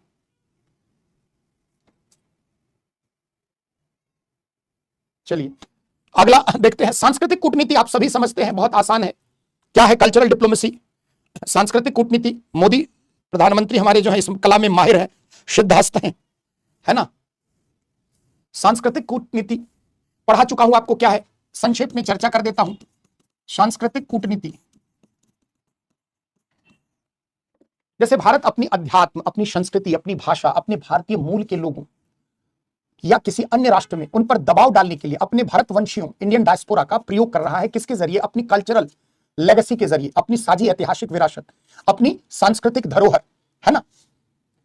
जैसे भारतीय प्रधानमंत्री जाते हैं विदेश में, पूरा परंपरागत भारतीय परिधान पहनकर संबोधित करते हैं, टीका लगाकर, रुद्राक्ष धारण कर, पगड़ी साफा पहनकर। समुद्री सीमा साझा करने वाले पर जितने अफ्रीका तक के तटवर्ती देश सभी आ जाएंगे, है ना। सांस्कृतिक कूटनीति, बिल्कुल। कुंभ का आयोजन क्या था जी? एक सांस्कृतिक महोत्सव। 50 करोड़ से अधिक, लाखों जो है फॉरेनर्स इंडिया आए। भारत को एक आध्यात्मिक गुरु के रूप में दुनिया के मंच पर स्थापित करना है। संस्कृति के दम पर, अपनी भाषा, अपनी धर्म, अपनी आध्यात्मिक शक्ति के दम पर, अपने इंडियन डायस्पोरा के जरिए। यही तो कल्चरल डिप्लोमेसी है कि भारत अपने सांस्कृतिक विरासतों, सांस्कृतिक प्रतीकों, चिन्हों, भाषाओं, इनके जरिए दुनिया के अन्य देशों के साथ बेहतर कनेक्टिविटी स्थापित कर रहा है। इसके 2-3 लाभ हैं। जैसे मान लो अमेरिका में भारतीय मूल के लोग हैं, प्रधानमंत्री पहले बार ट्रंप को जिताने हाउडी मोदी में चले गए। हाउडी मोदी जो इवेंट था और हिंदी में संबोधन, खुलेआम ट्रंप को जिताने की घोषणा कर दी। हालांकि ईश्वर ने उनकी सुन ली और ट्रंप हार गया, दोबारा भले आ गया। तो प्रधानमंत्री का भारत की भाषा, हिंदी में संबोधन, संयुक्त राष्ट्र संघ में हिंदी में बात करना, अपने वक्तव्य को डालना, ये सब क्या है? सांस्कृतिक कूटनीति का ही पार्ट। तो कल्चर, सॉफ्ट पावर डिप्लोमेसी जिसको आप कह सकते हैं, इससे क्या क्या लाभ है? इससे टूरिज्म को एक्सपेंशन मिलता है। इससे आपकी ग्लोबल एक आइडेंटिटी, कल्चर के नाम पर आपकी एक ब्रांड के रूप में आपकी आइडेंटिटी बनती है, इमेज बनता है। इससे निवेश, है ना, जो भारतीय मूल के लोग हैं, जो भारत से अपने को कनेक्ट कर पाते हैं, जोड़ पाते हैं, वो भारत में निवेश करते हैं। तो भारत के साथ परस्पर जुड़ाव की भावना बलवती होती है। तो यही है सांस्कृतिक कूटनीति। क्या है आप ऑलरेडी पहले लिख चुके हैं। और वर्तमान सरकार सबसे ज्यादा सांस्कृतिक कूटनीति पर बल दे रही है। जैसे बुद्धिज्म, जैसे हिंदुइज्म की विचारधारा को प्रसारित करना। जब भी हम आसियान देश में जाते हैं, हम भूटान के साथ संबंध स्थापित करते हैं, बुद्धिज्म की बात करते हैं, बौद्ध धर्म, या आसियान के देशों के साथ। कई देश ऐसे हैं जो बौद्ध मतावलंबी है, कई ऐसे देश हैं जो हिंदू धर्म से प्रेरित रहे हैं। वैसी स्थिति में उनके साथ अब गलत सही क्या कहा जा सकता है? उत्कर्ष आनंद, अब जो है वो है, उतना उस पर टीका टिप्पणी थोड़ी करना है ना, डिफेंड करना है। आईएएस अधिकारी बनोगे ना, सरकार की कमियों को दिन भर क्या करोगे? ढकते रहोगे, पत्रकार थोड़ी बनोगे। तो आप खुद अगर अपने सरकार नीति की आलोचना करने लगेंगे, जो गलत कुछ है, कुछ हद तक है, क्या कह सकते हैं, लेकिन उसका भी पीछे भी कूटनीति थी। इनको अपने शीशे में उतारा जाए, है ना, बड़ाई करके इनको भारत के लिए कुछ बेहतर बनाया जाए, हालांकि उल्टा हो रहा है। चलिए, तो सांस्कृतिक कूटनीति क्लियर है क्या है, समझ गए होंगे आप सभी लोग। ये ऑलरेडी आप लिख चुके हैं, डिप्लोमेसी में हमने बताया रखा है। चलते हैं, इसी सांस्कृतिक कूटनीति का ही एक पार्ट क्या है, मृदु कूटनीति। जैसे वर्तमान सरकार जो है ना, वर्तमान सरकार जो है, जैसे सांस्कृतिक कूटनीति में संस्कृति, भाषा, इन सब पर थोड़ा अधिक ध्यान है, उसी प्रकार मृदु शक्ति कूटनीति, सॉफ्ट पावर डिप्लोमेसी में प्रधानमंत्री खुद कह रहे हैं कि वो 5 T's पर बल दे रहे हैं। पहला क्या है? ट्रेड, व्यापार पर। दूसरा टूरिज्म, तीसरा टैलेंट, चौथा ट्रेडिशन, परंपरा, जो कि सांस्कृतिक कूटनीति का ही पार्ट है। और पांचवा क्या है? टेक्नोलॉजी, है ना। चलिए, हार्डकोर डिप्लोमेसी के बारे में 1-2 लाइन लिखिए, सॉफ्ट पावर के बारे में 2 लाइन बस लिख लें। देखिए, वर्तमान सरकार ने अपनी विदेश नीति में वर्तमान सरकार ने अपनी विदेश नीति में सॉफ्ट पावर कूटनीति के अंतर्गत अब कोमल के जाने का टाइम हो गया, थैंक यू वेरी सर, लिखना जरूर। वर्तमान सरकार ने अपनी सॉफ्ट पावर कूटनीति के तहत निम्न 5 क्षेत्रों पर विशेष बल दिया है, जो निम्न है। पहला, टी फॉर ट्रेड, व्यापार। टी फॉर ट्रेड, व्यापार। T for tourism, cultural diplomacy का ही पार्ट है इसमें से, दोनों, ट्रेडिशन और टूरिज्म। टी फॉर ट्रेड, व्यापार। टी फॉर टूरिज्म, पर्यटन। T for talent, Pratibha slash क्षमता, निर्माण भी लिख सकते हैं, talent. T for talent, Pratibha slash देकर क्षमता निर्माण भी लिख सकते हैं। टी फॉर ट्रेडिशन, परंपरा, ब्रैकेट में सांस्कृतिक कूटनीति भी लिख सकते हैं। और टी फॉर टेक्नोलॉजी, प्रौद्योगिकी हस्तांतरण। जैसे आज देखो, भारत अपनी यूपीआई के दम पर दुनिया के कई देशों को यूपीआई के क्षेत्र में सहयोग कर रहा है। टेक्नोलॉजिकल डेवलपमेंट का एक सिंपल सा एग्जांपल, पश्चिम के देश हतप्रभ है। ब्रिटेन के राष्ट्राध्यक्ष जब भारत आए और उन्होंने यहां सब्जी वाले तक को यूपीआई यूज करते देखा, है ना, पूरी दुनिया भौचक्का रह गई कि भारत को लोग पिछड़ा कहते हैं, कितना हाईटेक है। तो प्रौद्योगिकी, जैसे सॉफ्टवेयर के क्षेत्र में दुनिया में हम अग्रणी देश हैं, फार्मा के क्षेत्र में, है ना, तो कुछ क्षेत्र है जहां पर भारत की कंपनियां, आईटी सेक्टर में, सॉफ्टवेयर में, यूपीआई, इन सब में भारत की बढ़त है। तो भारत दुनिया में जो मृदु कूटनीति करता है, उसमें अपनी टेक्नोलॉजिकल एक्सचेंज, हस्तांतरण के जरिए भी संबंध स्थापना करता है। हार्डकोर डिप्लोमेसी, सबसे ज्यादा ये एक अच्छी बात आई है इस सरकार में। हार्डकोर डिप्लोमेसी, जैसे को तैसा जवाब देना है, जो जिस भाषा में समझे उसे वैसे समझाना। बहुत हो गया शांति, अनुनय विनय गांधी के देश बने, कुछ पटेल का भी देश बना जाए, है ना। तो जो हार्डकोर डिप्लोमेसी है फॉरेन पॉलिसी में, पहले रियलिज्म जब दौर आया था उस समय कुछ देखा गया, लेकिन वर्तमान में, हाँ, टूरिज्म सांस्कृतिक कूटनीति का ही पार्ट है ना। वर्तमान सरकार अपनी विदेश नीति में अगर आप देखें तो एक बैलेंस स्थापित कर रही है, सॉफ्ट पावर डिप्लोमेसी और हार्डकोर। जहां जरूरत होती है सीधी उंगली से अगर कुछ काम निकल जाए तो उंगली टेढ़ी करने की क्या जरूरत है, लेकिन जहां लगे कि ना बहुत हो गया अनुनय विनय, अब जैसे को तैसा, जो जिस भाषा में समझे उसे उस भाषा में समझाएंगे। और इस सरकार ने परिचय दिया है 3 मोर्चे, आप देख सकते हैं। हॉट परस्यूट सुना होगा, म्यांमार में जो national socialist council of Nagaland, Khaplang गिरोह है, उनके आतंकियों के द्वारा, उनके उग्रवादियों के द्वारा भारतीय सेना के विरुद्ध कार्रवाई की गई और हमारे लगभग 20 जवान की हत्या कर दी गई। भारत सरकार ने अविलंब तुरंत अगले 14-15 दिनों के भीतर कार्रवाई की और म्यांमार की धरती में घुस करके national socialist council of Nagaland Khaplang गिरोह के 40 से अधिक गुर्गों को, उग्रवादियों को मार गिराया। और चुपचाप बिना किसी अनुमति के, म्यांमार की सरकार से बिना परमिशन लिए हुए, कि कोई अगर हमारे देश में, हमारी आर्मी हमारे देश की धरती पर अत्याचार करेगा, उग्रवादी आतंकी गतिविधियों को प्रोत्साहन दिया जाएगा, तो उसको उसी की भाषा में जवाब दिया जाएगा। तो national socialist council of Nagaland Khaplang के लगभग 35 से 40 आतंकियों को भारतीय सेना ने मार गिराया। ये क्या बताता है? पहले अगर ऐसी होती विदेश नीति तो 5 बार सोचते कि म्यांमार नाराज ना हो जाए, कहीं चाइना बैक ना कर दे, है ना, कहीं ऐसा ना हो जाए, कहीं वैसा ना हो जाए, 50 चीजें सोचते, 5 बार मीटिंग होती, 10 बार इस पर समिति बनती, अनुशंसा करती और मामला ठंडे बस्ते में चला जाता। लेकिन वर्तमान सरकार ने अपनी कठोर कूटनीति का परिचय देते हुए म्यांमार की धरती में घुस करके आतंकियों का सफाया किया, जो क्या बताता है कि हमारी विदेश नीति में शाम दाम दंड भेद सब कुछ शामिल है। पाकिस्तान के बालाकोट में सर्जिकल स्ट्राइक, उरी की घटना का बदला लेते हुए, ये क्या है? ये हार्डकोर डिप्लोमेसी का ही पार्ट है। पूरी दुनिया भारत के विरोध नारा लगाते रही, खास करके पश्चिम के देश और अमेरिका, कि रूस से तेल ना खरीदो, रूस से कोई भी व्यापारिक संबंध स्थापित ना करो। भारत ने पूरे विश्व समुदाय को दरकिनार करते हुए क्या किया? रशिया से तेल खरीदा हमने। अभी डीहाइफेनेशन पॉलिसी पढ़ेंगे, वो भी इसी से जुड़ता हुआ, आगे हम लोग आते हैं उस पर। Hot pursuit, surgical strike, operation Sindoor, Pulwama attack के अगेंस्ट में, या वर्तमान में अगर आप देखें तो हमारे देश में जो ताजा आतंकी हमला हुआ उसके विरोध में भारतीय सेना की त्वरित कार्रवाई। कितना शानदार प्रिसीजन से हमने पाकिस्तान के घर में घुसकर, पाकिस्तान के 150 से 200 किलोमीटर के रेंज में जाकर हमारे मिसाइलों ने उन्हें एक सबक दी। हालांकि और बात है इसकी आलोचना क्या हुई नहीं हुई, वो भारत पाकिस्तान संबंध में पढ़ेंगे, लेकिन पहले यह जज्बा हमारी सेना के पास पहले भी था, परंतु विदेश नीति के स्तर पर हमारे हाथ जो है बंधे हुए थे। ये सब क्या बता रहा है कि अब हार्डकोर डिप्लोमेसी का, चाइना को काउंटर बैलेंस करने के लिए क्वाड जैसे संस्था की स्थापना, ये क्या है?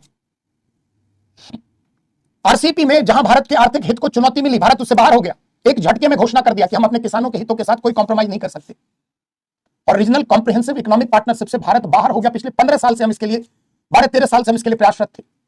आरसीपी क्या था जी? आसियान प्लस 5 देशों का एक संगठन है जो व्यापारिक समझौता है, जिसमें ट्रेड काउंटरवीलिंग ड्यूटी कम। तो संक्षेप में आगे आसियान पढ़ाऊंगा, वहां इसको डिटेल बताऊंगा, चिंता ना करो। जैसे आरसीपी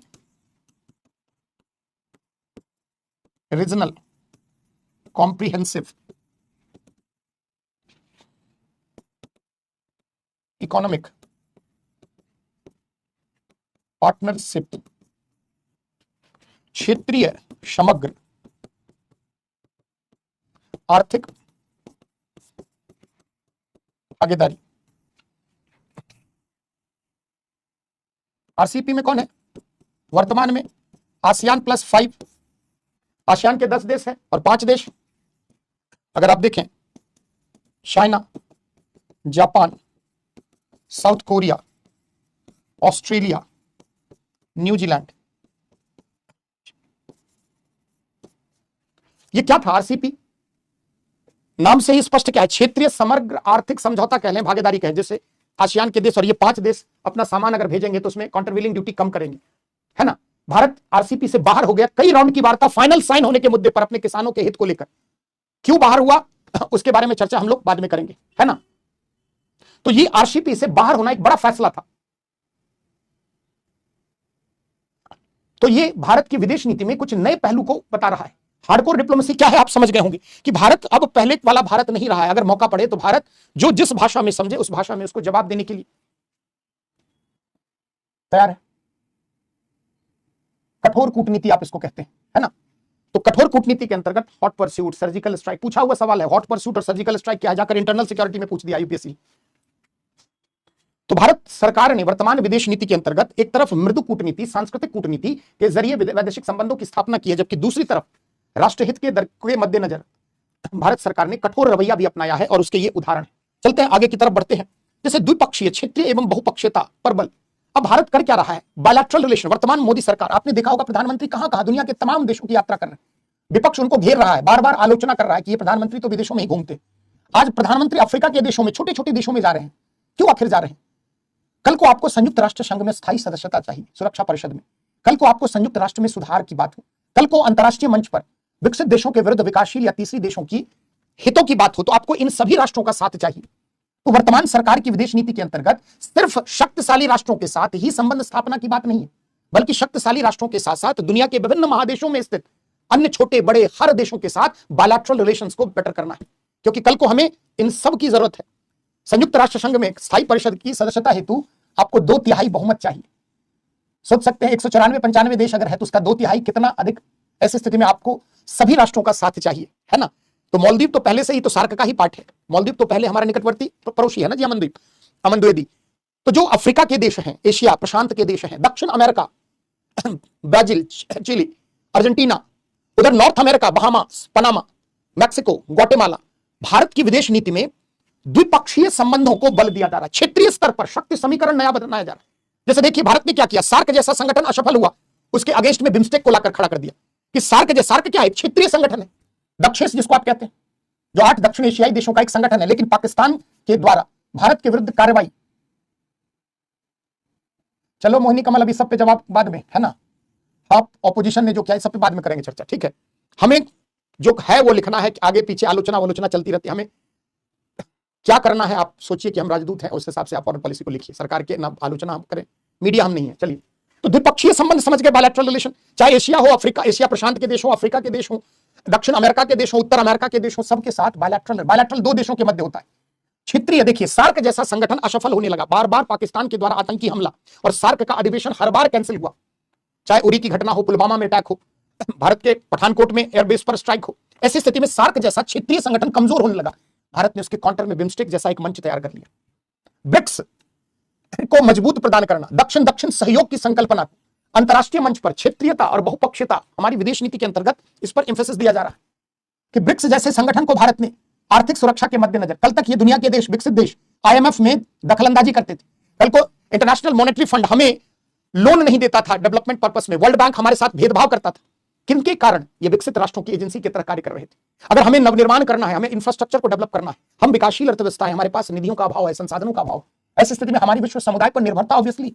तो जब भी हम कोई विकास मेगा प्रोजेक्ट ला रहे हैं, उसकी फंडिंग के लिए जा रहे हैं, तो ये पश्चिम के देश और इनसे संचालित ये जो वैश्विक संस्थाएं, चाहे आईएमएफ हो, चाहे वर्ल्ड बैंक हो, ये सब भारत या अन्य विकासशील अर्थव्यवस्थाओं के साथ भेदभाव करते हैं। भारत ने काउंटर में ब्रिक्स जैसा संगठन बना लिया, ADB, Asian development bank, new development bank, NDB, लीजिए फंडिंग सब दुनिया के भारत के कई देशों ने मिलकर एक वैकल्पिक वित्तीय संस्था बना डाली कि कल को भारत में अगर बुलेट ले जानी है, कल को भारत में कोई बहुदेशीय परियोजना लानी है, कल को भारत में कोई इंफ्रास्ट्रक्चर में बड़ा निवेश चाहिए, पैसा कहां से आए? आईएमएफ के पास जाएंगे, रियायती दरों पर आपको ऋण नहीं देगा, तमाम ऑब्जेक्शंस, ये पर्यावरण का क्लियरेंस चाहिए तो ये क्लियरेंस चाहिए, तमाम औपचारिकताओं के कारण मामला ठंडे बस्ते में डाल दिया जाता है। 50 परियोजना में कमियां निकाल दी जाएगी, जानबूझकर डिले कर दिया जाएगा। ऐसी स्थिति में ब्रिक्स जैसी संस्था, एनडीबी न्यू डेवलपमेंट बैंक जैसा कंसेप्ट, एडीबी को मजबूत किया जाना, यह सब क्या बता रहा है कि भारत की विदेश नीति किस प्रकार अंतरराष्ट्रीय मंच पर द्विपक्षीय, क्षेत्रीय एवं बहुपक्षीयता पर बल दे रही है। सार्क असफल हुआ, हमने बिम्स्टेक को खड़ा कर दिया, हम कई रीजनल फोरम के मेंबर बनते जा रहे हैं। इसके कारण अंतरराष्ट्रीय राजनीति में भारत का कद, भारत की साख, भारत की छवि एक नए उभरते हुए राष्ट्र के रूप में बनती जा रही है और वर्तमान सरकार इस चीज को अधिक बल दे रही। तो द्विपक्षीय, बहुपक्षीय, क्षेत्रीय संबंध क्या है, इसको कैसे बल दिया जा रहा है, क्लियर है। चलते आगे, गुट निरपेक्षता से गुट सापेक्षता की ओर। गुट निरपेक्षता में क्या था कि दोनों गुट से बाहर रहकर अपनी स्वतंत्र विदेश नीति का पालन करेंगे। अब क्या हो रहा है, गुट सापेक्षता, भारत की तरफ बार बार क्या कहा जा रहा है कि भारत अब अमेरिका की तरफ इंक्लाइंड हो रहा है। भारत की विदेश नीति अमेरिका की पिछलग्गू बनती जा रही है। कई आलोचना करने वाले आलोचक भारतीय विदेश नीति की आलोचना इस आधार पर करते हैं कि वर्तमान सरकार की विदेश नीति में अमेरिका पर निर्भरता हाल के वर्षों में अत्यधिक देखी गई है और इसका खामियाजा हमें भुगतना पड़ सकता है। कई बार आलोचक विदेश नीति के जानकार ने ऐसी चेतावनी भी दी है, क्योंकि वर्तमान जो है वो गुट निरपेक्षता का दौर नहीं है। आज हम गुट निरपेक्षता की विचारधारा को भले सैद्धांतिक संदर्भ में देखें, लेकिन कहीं ना कहीं अपने राष्ट्रहित को, राष्ट्रहित की चिंता के मद्देनजर, राष्ट्रहित की पूर्ति के लिए हमें किसी गुट, किसी देश, किसी शक्तिशाली राष्ट्र, किसी शक्तिशाली खेमे में भी जाना पड़े तो हमें से कोई गुरेज नहीं। क्वाड क्या है जी? क्वाड, क्वाड्रिलेटरल, चतुर्भुज, 4 देशों का, कौन कौन? India, USA, Australia, Japan. Quad एक सामरिक गठबंधन है और ऐसी स्थिति में शक्ति संतुलन की राजनीति में भारत की भागीदारी क्वाड जैसे संस्था संगठन में आने से बड़ी है या नहीं बड़ी है? अगर चाइना को प्रतिसंतुलित करना है, एशिया प्रशांत क्षेत्र में घेरना है, तो भारत को अमेरिका का भी साथ चाहिए। एशियाई प्रशांत क्षेत्र में चीन की बढ़ती प्रभुता से न सिर्फ हमें चुनौती मिली है, बल्कि अमेरिका को भी एशियाई प्रशांत देश क्षेत्र में एक नई चुनौती मिली है विगत 2 दशकों में। तो कल तक भारत गुट निरपेक्षता की बात कर रहा था, किसी भी शक्तिशाली गुट या खेमे में शामिल नहीं हो रहा था। आज भारत क्या कर रहा है, अपने राष्ट्रहित के मद्देनजर आज वह क्वाड जैसा संगठन बना रहा है और उसमें शामिल हो रहा है। यह क्या बता रहा है कि भारत अपने राष्ट्रहित की चिंता के मद्देनजर कोई भी कदम लेगा तो गुट निरपेक्षता से गुट सापेक्षता की तरफ उन्मुख। 2-3 लाइन यहां लिख लें, है ना। हाँ, सामरिक गठबंधन अधिक कर रहा है। क्या है, गुट निरपेक्षता से गुट सापेक्षता की तरफ, 2 लाइन लिख लें।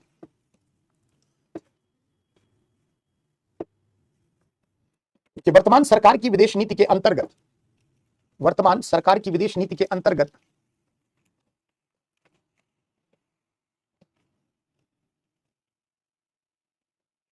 गुट निरपेक्षता के स्थान पर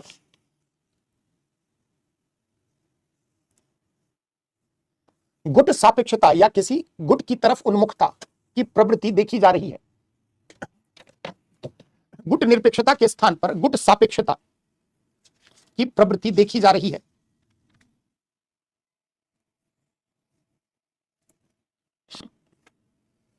वर्तमान विश्व व्यवस्था में शीत युद्धकालीन परिस्थितियां, वर्तमान विश्व व्यवस्था में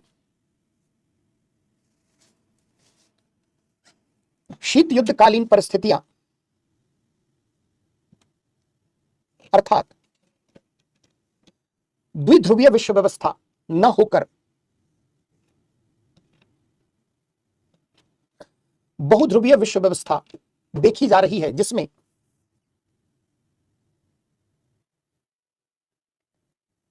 शक्ति संतुलन का एक नया दौर भी अमेरिका, चीन, रशिया, रूस के मध्य देखा जा रहा है।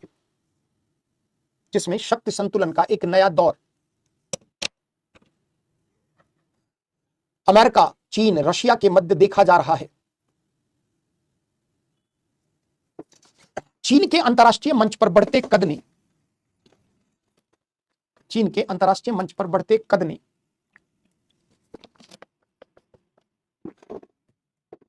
हमारी विदेश नीति में अमेरिका जैसे शक्तिशाली राष्ट्र की तरफ झुकाव, हमारी विदेश नीति में अमेरिका जैसे शक्तिशाली राष्ट्र की तरफ झुकाव की प्रवृत्ति को विस्तार दिया है। अमेरिका जैसे शक्तिशाली राष्ट्र की तरफ झुकाव की प्रवृत्ति को विस्तार दिया है। एशियाई प्रशांत क्षेत्र में चीन को प्रतिसंतुलित करने हेतु चीन को प्रतिसंतुलित करने हेतु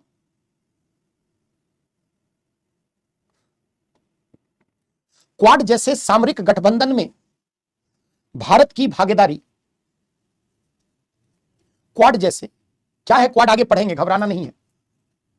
एशियाई प्रशांत क्षेत्र में चीन को प्रतिसंतुलित करने में क्वाड QUAD जैसे सामरिक गठबंधन में, संगठन में, जो भी लिखना हो, भारत की भागीदारी गुट निरपेक्षता के स्थान पर गुट सापेक्षता को अभिव्यक्त करता है। गुट निरपेक्षता के स्थान पर गुट सापेक्षता की ओर उन्मुखता को अभिव्यक्त करता है या उसको अभिव्यक्त करता है। समझ गए क्या है? अब सबसे एक नया पार्ट डीहाइफेनेशन है। बार बार अंतरराष्ट्रीय मीडिया इस बात को कह रही है और भारत ने कई मोर्चों पर डीहाइफेनेशन का परिचय भी दिया है। शांति से सुनो क्या है ये।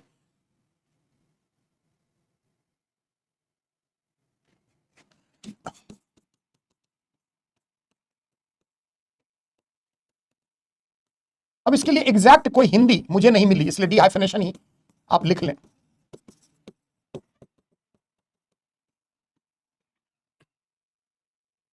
जैसे हाइफेनेशन का मतलब क्या होता है, पहले हाइफेनेशन को समझिए क्या है। जैसे किसी एक देश के साथ अगर हम अपनी निकटता रखते हैं, वैसी स्थिति में अगर वह देश किसी के साथ शत्रुता रखता है तो हम भी उस देश के शत्रु के साथ दूरी बनाए रखते हैं। जैसे एग्जाम्पल से समझिए कि मान लो शीत युद्ध के दौर में भारत रशिया के निकट आ गया, ऐसी स्थिति में अमेरिका हमसे दूर हो गया। क्योंकि रूस और अमेरिका में दूरी थी, ऐसी स्थिति में भारत और सोवियत रूस के मध्य संबंधों में निकटता के कारण रूस क्या हुआ, दूर रहा। तो जब हम हाइफेनेशन की बात करते हैं, इसका मतलब क्या है कि किसी राष्ट्र से बेहतर संबंध स्थापना के क्रम में किसी अन्य राष्ट्र की तरफ उपेक्षा का भाव। लेकिन वर्तमान विश्व व्यवस्था में जब बहुध्रुवीयता बढ़ रही है, वैसी स्थिति में जिस राष्ट्र से हम संबंध स्थापित कर रहे हैं उसका दुनिया के अन्य देशों से क्या मतलब है, हमें इस बात का ध्यान नहीं रखना है उसका क्या संबंध है। जैसे एग्जाम्पल से समझो, व्यावहारिक एग्जाम्पल से, जैसे इजराइल और फिलिस्तीन है ना, दोनों देशों के मध्य क्या है, शत्रुता है, आप सभी जानते हैं। इजराइल और फिलिस्तीन दोनों देशों के मध्य शुरुआत में हमारी विदेश नीति में हमने क्या किया, फिलिस्तीन के साथ, कौन सा स्लाइड रिपीट करें, कहां रह जाता है ये लोग, चलो बाद में देख लें। जैसे इजराइल और फिलिस्तीन के मध्य आप सभी जानते हैं ये युद्ध आज से नहीं चल रहा है ना, 20वीं शताब्दी के आरंभिक दशक से ही। तो दोनों देशों के मध्य संबंध कटु है। शुरुआत में हमारी विदेश नीति में हमने इजराइल की उपेक्षा की और फिलिस्तीन के साथ समर्थन में बात रखी। वर्तमान में अगर इजराइल से हमें हथियार आयात करना है, इजराइल से हमें प्रौद्योगिकी हस्तांतरित करनी है, तो हमें इजराइल से भी संबंध चाहिए बेहतर करना और फिलिस्तीन के साथ भी संबंध को बेहतर करना। जैसे भारतीय प्रधानमंत्री ने रूस और यूक्रेन के मध्य युद्ध की स्थिति में ऐसा नहीं था कि सिर्फ रूस का ही साथ दिया, यूक्रेन के जेलेंस्की से भी भारतीय प्रधानमंत्री ने बात की। दोनों के मध्य क्या संबंध है, उससे हमें क्या लेना, हमें अपने राष्ट्र हित की चिंता है। इजराइल फिलिस्तीन के मध्य आपसी संबंध खराब हो, इसका मतलब यह नहीं है कि हम फिलिस्तीन के निकट रहेंगे और इजराइल से दूरी बनाए रखें। पहले हमारी विदेश नीति जो थी उसमें फिलिस्तीन के साथ निकटता और इजराइल से दूरी थी, लेकिन अंतरराष्ट्रीय मंच पर जैसे जैसे परिस्थितियां बदली, हमने अपनी विदेश नीति में इजराइल के साथ भी संबंध स्थापना को बल दिया और साथ साथ फिलिस्तीन के साथ। जैसे PLO जो फिलिस्तीन लिबरेशन ऑर्गेनाइजेशन है, भारत पहला नॉन अरबिक देश है जिसने उसको मान्यता प्रदान की। यहां तक कि जब अमेरिका समर्थित इजराइल के जरिए UNO में जेरूसलम को इजराइल की राजधानी के रूप में घोषित करने का प्रस्ताव आया, उसके विरोध में टर्की ने जब अंतरराष्ट्रीय मंच पर प्रस्ताव लाया तो भारत ने इजराइल के विरोध में वोटिंग की। फिलिस्तीन के भारतीय प्रधानमंत्री ने इजराइल की भी यात्रा की और फिलिस्तीन भी गए और फिलिस्तीन के सर्वोच्च नागरिक सम्मान से सम्मानित हुए, पहले भारतीय प्रधानमंत्री बने। तो यह क्या बता रहा है कि विदेश नीति के अंतर्गत दो देशों के मध्य संबंध क्या है, उसके आधार पर हम अपनी रणनीतियां तैयार नहीं करेंगे।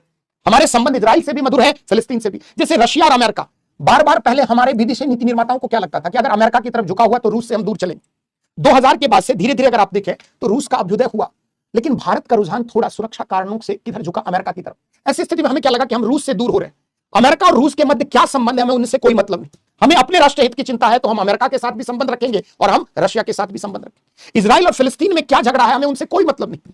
तो जब हम इजराइल के साथ संबंध स्थापित कर रहे हैं तो हम फिलिस्तीन के साथ भी मधुर संबंध रखेंगे। दो देशों के मध्य आपसिक संबंध हमारे विदेश नीति को निर्धारित नहीं करेंगे कि अमेरिका का अगर दुश्मन है रशिया, ऐसी स्थिति में हम अगर अमेरिका के साथ संबंध रखेंगे तो रशिया से दूर हमें होना स्वाभाविक है, ऐसी बात नहीं। हमारी विदेश नीति डी हाइफेनाइजेशन, ये हाइफेनाइजेशन यही हुआ कि हम रूस के निकट है, इसका मतलब सदैव अमेरिका से दूरी बनाए रखेंगे। हम अगर फिलिस्तीन के निकट है तो इजराइल से सदैव क्या करेंगे, दूरी बनाए रखेंगे। लेकिन राष्ट्रहित सर्वोपरि है। अगर हमारा राष्ट्रहित यह कहता है कि हम इजराइल के साथ भी संबंध रखें और फिलिस्तीन के साथ भी, ऐसी स्थिति में वर्तमान विदेश नीति में डी हाइफेनाइजेशन की पॉलिसी है कि अंतर्राष्ट्रीय मंच पर दो राष्ट्रों के मध्य संबंध कैसे है, हमें उससे कोई फर्क नहीं पड़ता, हम सभी राष्ट्रों के साथ संबंध को बेहतर बनाने की प्रयास करेंगे। और ये भारतीय विदेश नीति में इसको व्यवहार्यवाद कहते हैं, प्रैग्मेटिज्म कहते हैं, कि हमें जिससे लाभ लेना है, सबसे हमें मिलजुल कर रहना है, ये दुनिया में ही रहना है। ऐसी स्थिति में हम किसी राष्ट्र को खुश करने के लिए किसी अन्य राष्ट्र को नाराज न करें, है ना, हम सबसे अपनी विदेश वैदेशिक संबंध बनाए रखें। ऐसा नहीं है कि किसी को खुश करने के क्रम में हम किसी अन्य को नाराज कर दें।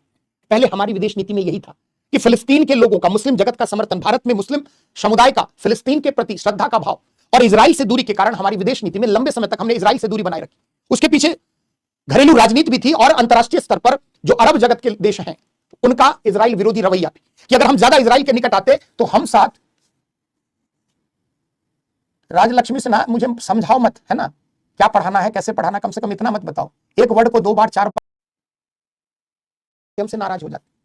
बनाए रखेंगे और फिलिस्तीन की हाइफेनाइजेशन पॉलिसी लिखो, इत बदला, हमें इजराइल की भी जरूरत है और फिलिस्तीन का भी साथ चाहिए। ये वर्तमान विदेश नीति में यही है, डी हाइफेनाइजेशन पॉलिसी। लिखो, नोट करो, जब लिखवा ही नहीं रहा हूं तो कहां से लिख रही हो तुम? एक लाइन 5 बार लिख लो, उससे मुझे क्या फर्क पड़ता है। लिखो, जब बोलूं लिखने तब लिखा करो। डी हाइफेनाइजेशन की नीति देखिए, सामान्य तौर पर हाइफेनाइजेशन का शाब्दिक अर्थ, सामान्य तौर पर हाइफेनाइजेशन का शाब्दिक अर्थ, हाइफेनेशन का शाब्दिक अर्थ दो देशों के बीच संबंध स्थापना के दौरान, दो देशों के मध्य संबंध स्थापना के दौरान संतुलन स्थापित करने से है।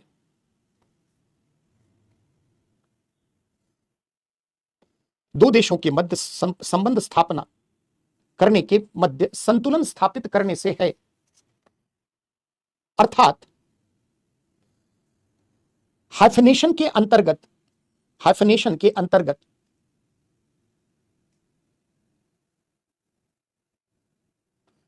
इस बात पर बल दिया जाता है,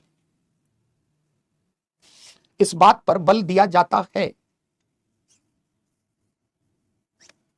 किसी एक देश के साथ संबंध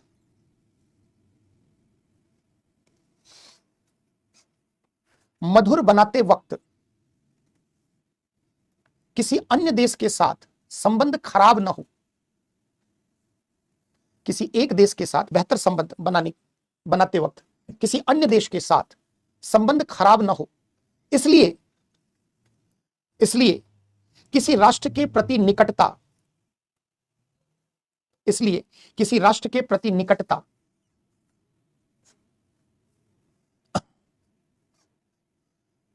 इसलिए किसी राष्ट्र के प्रति निकटता की स्थिति में अन्य राष्ट्रों से थोड़ी दूरी या उदासीनता बनाई जाती है, अन्य राष्ट्रों से थोड़ी दूरी या उदासीनता की स्थिति बनाई जाती है।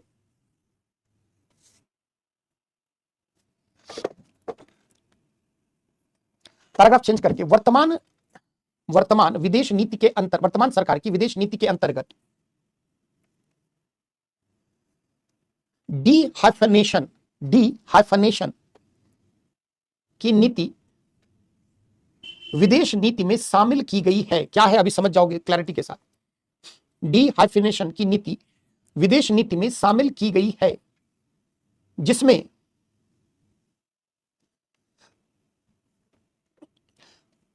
अपने राष्ट्रीय हित के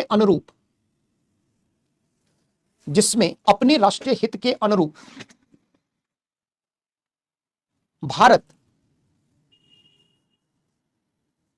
विदेश नीति का निर्धारण करेगा, न कि भारत अपनी विदेश नीति का निर्धारण करेगा, न कि विभिन्न देशों के आपसी संबंधों का ध्यान रखकर, न कि विभिन्न देशों के आपसी संबंधों का ध्यान रखकर। इजराइल और फिलिस्तीन में क्या बातें हैं उनका मैटर है, हमें क्या मतलब है उससे। हम इजराइल से भी संबंध मधुर करना चाहेंगे और फिलिस्तीन से भी, समझ गए मोटे तौर पर। पैराग्राफ चेंज करके उसमें लिखे उदाहरण के रूप में वर्तमान सरकार द्वारा इजराइल और फिलिस्तीन के आपसी मतभेद की परवाह किए बिना,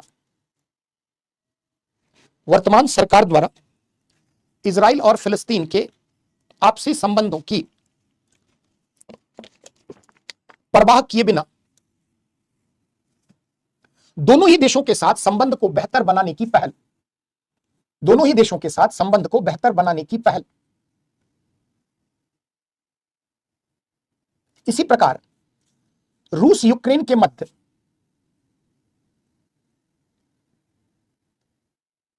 युद्ध की परिस्थितियों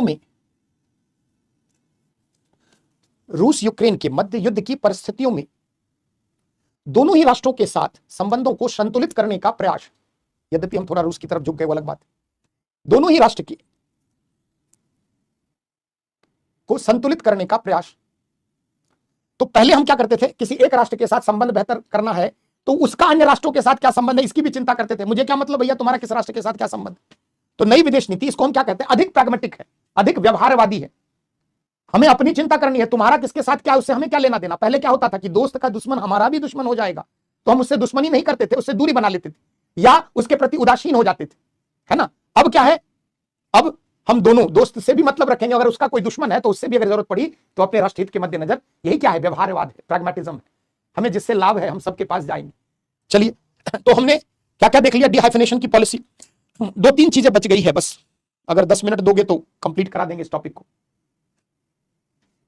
अगर 10 मिनट दोगे तो कंप्लीट करा देंगे, या अगर कल पढ़ोगे तो कल बता दो। थैंक यू सो मच, आ भी गया। थैंक यू चांदनी, धन्यवाद। चलो इतना ही रखो, समझ गए। इससे ज्यादा आज के ऑनलाइन वाले बच्चे से ज्यादा नहीं पढ़ सकते। चलिए, तो नेक्स्ट क्लास में हम लोग इसको खत्म करके बायलैटरल रिलेशन स्टार्ट करेंगे। समय बचा तो उस दिन भारत और क्या, गणेश समझा नहीं। व्यवहारवाद क्या है, व्यवहारवाद में आदर्शवाद और यथार्थवाद दोनों होता है। रोहित कुमार कुशवाहा, यथार्थवाद में वास्तविकता जैसी उसके अनुरूप थोड़ा कड़ा कदम, है ना।